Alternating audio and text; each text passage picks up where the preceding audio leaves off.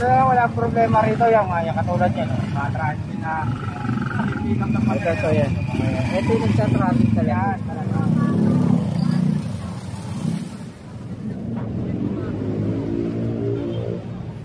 Tignan mo yung traffic dito, yan diba, kinakain dahil doon lang sa pag-ikot. Wala naman traffic, tignan mo.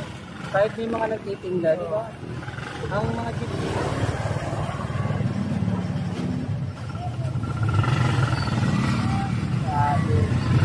Daming namimili kasi ngayon.